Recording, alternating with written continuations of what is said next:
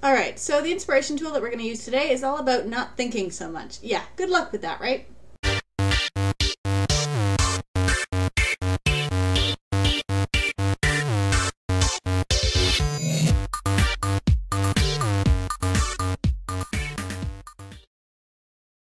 Hey WordNerds, happy Friday. I hope you're all gearing up for Camp NaNoWriMo because all 6 of us are so excited for July to start and for the writing madness to begin, but that's still a few days away, so for now we're going to talk a little bit about getting inspired. So this past week I was rereading Susan K. Quinn's Indie Author Survival Guide, and there's a chunk in there about how so many of us spend those first few hours of the morning when we're most recharged and ready to go doing things like checking our email, and I am 110% guilty of this. Now, admittedly, mornings aren't great for me. My brain only really starts to turn on at like 3 o'clock in the afternoon, but then I can happily work until 3 o'clock in the morning. But still, mornings are a part of the day that I'm still trying to find better ways to utilize because I don't want to waste it just because that isn't my prime work time.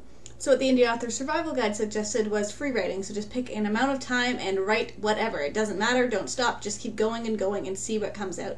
Really get your creative juices flowing, get your brain into that, hey, I can put words on the page even if I'm still half asleep kind of mode, and see what comes of it. I've only done it once so far, but I'm really intrigued to see where this goes. If nothing else, if it can get me firing out new ideas, or even just writing letters to myself first thing in the morning of like, hey, this is what I want to do today. I really don't see the harm. From an alternate perspective, Medium.com offers 3 surprising benefits of free writing. The first is regulating emotions and gaining perspective, so you can kind of go back and talk about everything that happened yesterday and what you can kind of learn from it or what you want to get done today, which ties back into that pseudo-journaling I was doing today. The second one is discovering new ideas that you didn't know you had, which is one I hope to get more into as I continue this free writing adventure, but I'm not sure exactly how it'll work out. I do want to start trying to write about a lot of the ideas that have been floating around and see if I can flesh them out first thing in the morning, since I can't really do that bulk of narrative or dialogue in the morning, but if I can flesh out ideas, that's still going to be time really well spent.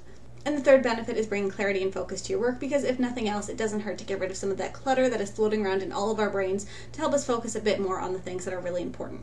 So if you're looking for a little bit of extra inspiration or just focus in your work, give free writing a try for a week. Take 10 or 20 minutes every day, probably in the morning, but it doesn't necessarily have to be then, and just write nonstop. Even if you're writing, I don't know what to write, it'll come to you eventually as you just keep pushing through and focus on what's going on in your head, all of the things and ideas that you're thinking about and trying to get out into the world. Just spew them onto a blank page and see what happens, because hey, what's the downside possibly going to be, right? If you do decide to try it, check back in a week or so and let me know how it's going, because I'm definitely curious. This morning was hard for me, but I suspect the more that I do it, the easier it'll be to focus and just let the words out.